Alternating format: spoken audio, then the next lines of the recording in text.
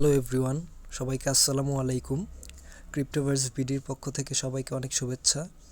And আজকে আমরা একটা বিষয় নিয়ে কথা বলবো, সেটা হচ্ছে গিয়ে what is actually cryptocurrency. And Bangladesh থেকে এখনও এই বিষয়টা হচ্ছে গিয়ে ওয়ার্ল্ড ওয়াইড সবাই হচ্ছে গিয়ে অন্যান্য দেশের কান্ট্রি যারা আছে, যেমন ইউরোপ কান্ট্রি, তো ইউএস, তারপরে হচ্ছে গিয়ে জার্মান, অস্ট্রেলিয়া, এইসব কান্ট্রি হচ্ছে গিয়ে most of people R aware of cryptocurrency. But বাংলাদেশের মানুষরা হচ্ছে কি এখনও ক্রিপ্টোকারেন্সি বিষয়টা সম্পর্কে প্রপারলি জানে না। সো আমি আজকে এই ক্রিপ্টোকারেন্সি বিষয়টা কি এটা হচ্ছে গিয়ে ট্রাই করব এক্সপ্লেন করার। সো আমরা যদি ক্রিপ্টোকারেন্সি নিয়ে বলতে যাই, শুরুতেই হচ্ছে গিয়ে আমাদের জানতে হবে বিটকয়েন নিয়ে। তো বিটকয়েন কি আমি দেখাচ্ছি আপনাদেরকে। সো আমরা চলে আসলাম কয়েন মার্কেট ক্যাপের মধ্যে। সো এইখানে দেখতে পাচ্ছেন আজকের দিনে একটা বিটকয়েনের প্রাইস আছে $46,659। বাংলাদেশি কারেন্সিতে কনভার্ট করলে অলমোস্ট হচ্ছে গিয়ে 48 লাখ টাকার মতো হয়। সো এই ক্রিপ্টোকারেন্সি বিষয়ে বলতে গিয়ে সবার আগে বিটকয়েনকে কেন দেখালাম। সো বিটকয়েনকে শুরুতে দেখানোর একমাত্র কারণ হচ্ছে গিয়ে বিটকয়েনই হচ্ছে গিয়ে ওয়ার্ল্ডের সর্বপ্রথম ক্রিপ্টোকারেন্সি, যেটা দ্বারা হচ্ছে গিয়ে ক্রিপ্টোকারেন্সির যেই বিষয়টা এটা হচ্ছে গিয়ে মার্কেটে প্রচলিত হতে শুরু করে। সো এই বিটকয়েনটা সর্বপ্রথম লঞ্চ হয়েছিল 2009-এ, অ্যান্ড 2008-এ এটা হচ্ছে গিয়ে একটা মাইনিং ফ্রেসে ছিল। তখন হচ্ছে গিয়ে কিছু সংখ্যক পার্সেন্টেজ হচ্ছে গিয়ে মানুষের মধ্যে এয়ারড্রপের মাধ্যমে ফ্রিতে ডিস্ট্রিবিউট করা হয়। অ্যান্ড সেখান থেকে হচ্ছে গিয়ে যারা যারা বিটকয়েন মাইনিং করেছে তারা দেখা যায় যে আজকে দিনে অলমোস্ট একটা ভালো প্রফিট গেইন করতে পেরেছে। সো তখনকার সময় হচ্ছে গিয়ে বিটকয়েনের যে জিনিসটা ক্রিপ্টোকারেন্সি এটা অত প্রচলিত ছিল না। অ্যান্ড আজকের যদি আমরা কথা বলি এখনকার মার্কেটে, যেমন দেখা যায় এটা যখন লিস্টিং হয়েছিল শুরুতে 2009 সালে মার্কেটে লঞ্চ হয়েছিল, তখন একটা বিটকয়েনের প্রাইস ছিল আপনার 10 সেন্ট, অলমোস্ট বাংলাদেশি টাকায় তখন ডলার রেটে 8 টাকা ছিল একটা বিটকয়েন। সো আপনি যদি 8 টাকা দিয়ে 2010 সালে একটা বিটকয়েন কিনে রাখতেন, তাহলে হচ্ছে গিয়ে আপনি যদি আজকের মার্কেটের কথাও চিন্তা করেন, তাহলে হচ্ছে গিয়ে 48 লাখ টাকা একটা বিটকয়েনের প্রাইস আছে। অ্যান্ড এটা হচ্ছে গিয়ে আমরা যদি হিস্ট্রি দেখি, এটা হচ্ছে গিয়ে 2021-এ একটা হাই তৈরি করেছিল, সেটা হচ্ছে গিয়ে $69,000, যেটাকে বাংলাদেশি টাকায় কনভার্ট করলে অলমোস্ট 72 থেকে 73 লাখ টাকা। সো যেহেতু বিটকয়েন নিয়ে কথা বলতেছি অ্যান্ড এটার পাস্ট সম্বন্ধে আমাদের জানা উচিত, যেমনটা যদি কারো মনে কোয়েশ্চেন থাকে যে বিটকয়েন কেন তৈরি করা হয়েছিল, সো এখানে একটা ছোটোখাটো একটা ডিসক্লেমার দেওয়া আছে। Although Nakamoto remains a mysterious figure, his goal for creating cryptocurrency is itself was never a mystery.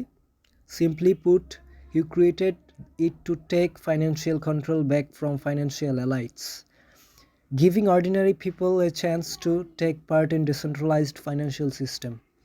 Bitcoin remains open source, meaning that no one has the power to own or control it in its entirety.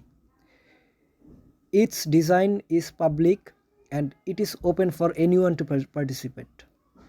Bitcoin was a response to the great financial crisis, which showed that even the world's biggest bank can fail. It highlighted the fragility of the modern financial system and called for decentralization of financial transactions. As such, cryptocurrency was born, and Bitcoin was one of the first options outside the traditional financial system for the public to participate in intermediate free financial transactions. So আমি হচ্ছে কি এত কিছু পড়বো না, আমি হচ্ছে কি যদি সিম্পল ওয়ার্ডে বলতে হয়, তাহলে বিটকয়েন বিষয়টা হচ্ছে কি এমন একটা জিনিস, বা ক্রিপ্টোকারেন্সি যাই বলি না কেন, ক্রিপ্টোকারেন্সি জিনিসটা হচ্ছে গিয়ে ক্রিপ্টোকারেন্সি বলতে একটা জিনিস হচ্ছে গিয়ে অনেকে কনফিউজড হয়ে যাবে। এখন অনেকে ভাবতে পারে যে ক্রিপ্টোকারেন্সি মানেই হচ্ছে গিয়ে বিটকয়েন, যেটা হচ্ছে হুইচ ইজ অ্যাকচুয়ালি নট। কারণ এখনকার জেনারেশন যদি আমরা বলি, দেয়ার আর almost 20,000 cryptocurrencies available in the market cap. So এর মধ্যে অনেক ক্রিপ্টোকারেন্সি হচ্ছে গিয়ে অনেক ভালো পারফরমেন্স করেছে, অ্যান্ড অনেক ক্রিপ্টোকারেন্সি দেখা যায় যে একেবারে যেটা লিস্টিং প্রাইস ছিল লিস্টিং প্রাইস থেকে অনেক ডাম্প করেছে প্রাইসটা। And it actually depends on the project, যে প্রজেক্টটার ক্ষমতা কতটুক বা প্রজেক্টটার ব্যাকবোনডে কারা আছে, ব্যাকবোন কারা। And there is that. So cryptocurrency হচ্ছে গিয়ে it's like a digital currency, electronic cash, যেটা হচ্ছে গিয়ে আপনি দেখতে পারবেন বাট ধরতে পারবেন না। ঠিক আছে, মানে হচ্ছে গিয়ে এটার হচ্ছে গিয়ে একটা আছে, মানে কিছু কিছু দেশে যেমন বাংলাদেশে হচ্ছে গিয়ে ক্রিপ্টোকারেন্সি জিনিসটা এখন হচ্ছে গিয়ে ওইভাবে বৈধতা পায়নি, বাট স্টিল পিপল আর কি বলে কালেক্ট করে রাখছে এটা। বিটকয়েন হচ্ছে একটা পিয়ার টু পিয়ার ট্রানজ্যাকশন বা ক্রিপ্টোকারেন্সি, বিটকয়েন বা cryptocurrency what ever it is. So cryptocurrency হচ্ছে গিয়ে এমন একটা বিষয় যেটা হচ্ছে গিয়ে আপনার একটা peer to peer transaction system, যেখানে হচ্ছে গিয়ে আপনি লাইক ধরেন আপনি বাংলাদেশ থেকে রাশিয়ার কোনো প্রোডাক্ট বাই করতে চাচ্ছেন, সেই ক্ষেত্রে হচ্ছে গিয়ে আপনার বাংলাদেশ ব্যাংকে গিয়ে বা কোথাও মানে বাংলাদেশি কোনো ব্যাংকে গিয়ে আপনার বাংলাদেশি কারেন্সিটা রাশিয়াতে ট্রান্সফার করতে হবে, অ্যান্ড দেন হচ্ছে গিয়ে আপনার ওই প্রোডাক্টটা বাই হয়ে ওই দেশি কারেন্সি ফর্মেটে বাই হয়ে বাংলাদেশে আসবে। অ্যান্ড এটাতে it has a long process guys. So দেখা যায় যে এই প্রসেসটা যদি আপনি অবলম্বন করতে চান অনেক লং একটা প্রসিডিউরের মধ্যে দিয়ে আপনাকে যেতে হবে, but instead of this, if you have some sort of BTC or cryptocurrency, you can buy any stuffs from abroad easily. Like আপনি হচ্ছে গিয়ে বাংলাদেশে বসেই রাশিয়া থেকে একটা প্রোডাক্ট বিটকয়েনের মাধ্যমে পারচেস করতে পারবেন, সেটা হচ্ছে কি খুব ইজিলি। আর এইটা হচ্ছে গিয়ে বিষয়টা কি, দেখা যায় আপনি যদি ব্যাংকের মাধ্যমে লেনদেন করেন তাহলে হচ্ছে গিয়ে আপনি যদি একটা 5 লাখ টাকার ট্রানজ্যাকশন করেন রাশিয়াতে, সো এই ট্রানজ্যাকশনটার হচ্ছে একটা হিস্ট্রি থেকে যাবে। But if you make the transaction using a cryptocurrency, so সেই ক্ষেত্রে দেখা যায় যে এই হিস্ট্রিটা থাকবে না। এই হিস্ট্রিটা থাকবে হচ্ছে গিয়ে জাস্ট যে হচ্ছে গিয়ে টাকাটা পাঠাচ্ছে আর যে টাকাটা রিসিভ করছে, বা যে টাকাটা রিসিভ করছে আর যে টাকাটা পাঠাচ্ছে, এই দুইজনের মধ্যে হচ্ছে গিয়ে এই জিনিসটা থাকবে, অ্যান্ড কোনো থার্ড পার্টি এখানে ইনভলভ হতে পারবে না।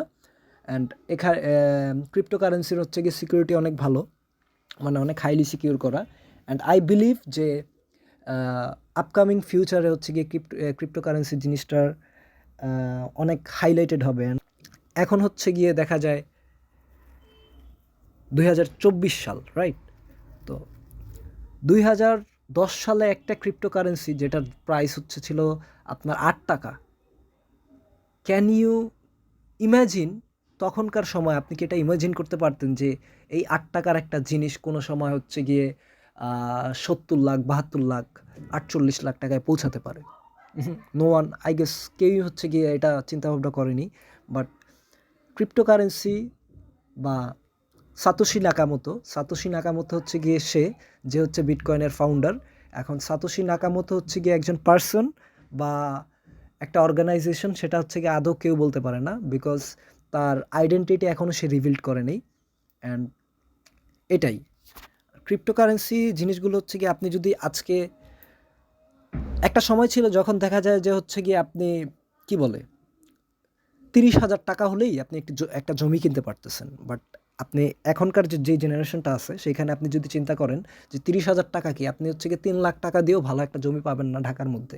ঠিক আছে, 3 লাখ টাকা অনেক কম হয়ে গেছে ভাই। আমি যদি বলি 30 লাখ টাকা, 30 লাখ টাকাও ভালো একটা জমি পাওয়া যায় না। ঠিক আছে, বাট আপনি যদি এখনকার একটা যেই জমির দাম এখন 30 লাখ টাকা আছে, ওইটার যদি আপনার পাস্ট হিস্ট্রি চেক করেন, দেখা যাবে যে ওই জমিটার প্রাইস কোনো কোনো সময় 10,000 টাকাও ছিল। It's possible, right? এটা ছিল। তো এখন হচ্ছে গিয়ে অনেক মানুষের মধ্যে হচ্ছে গিয়ে যারা জমি কিনতে পারবে না অ্যাটলিস্ট, তো তারা হচ্ছে গিয়ে কি করতে পারে, ছোটোখাটো যারা ইনভেস্টমেন্ট করতে চায় তারা হচ্ছে গিয়ে কিছু সংখ্যক পরিমাণ হচ্ছে গিয়ে ক্রিপ্টোকারেন্সি কিনে হোল্ড করতে পারে। আরেকটা জিনিস গাইজ, আমি হচ্ছে গিয়ে কোনো ফাইন্যান্সিয়াল অ্যাডভাইজার নই, আমি হচ্ছে গিয়ে ওই জিনিসগুলোই আপনাদের সাথে শেয়ার করব বা করি যেটা হচ্ছে গিয়ে আমি নিজে জানি। ঠিক আছে, এতটুকুই। সো আজকের জন্য এতটুকুই। সো এটা হচ্ছে আজকে আমার প্রথম ভিডিও, অ্যান্ড আমি হচ্ছে গিয়ে খুব ভালোভাবে এক্সপ্লেনও করতে পারি না, ঠিক আছে? আমার এক্সপ্লেনেশন স্কিল খুব বাজে গাইস। সো যদি কোনো ভুল ত্রুটি হয়ে থাকে কথার মধ্যে, তাহলে হচ্ছে গিয়ে আমার ভুলটা ক্ষমা দৃষ্টিতে দেখবেন। অ্যান্ড যদি পছন্দ হয় ভিডিওটা, বা আপনি যদি ভিডিওটা কোনো কারণে ইনফরমেটিভ লাগে, তাহলে হচ্ছে গিয়ে আমার চ্যানেলটা ক্রিপ্টোভার্স বিডিতে একটা সাবস্ক্রাইব করে বেল আইকনটা অন করে রাখবেন, যাতে পরবর্তীতে করে আমার নতুন কোনো কন্টেন্ট আসলে আপনি নোটিফাইড হন। So yeah, there is that. আজকের মতো এতটুকুই। সবাই ভালো থাকবেন। আল্লাহ হাফেজ।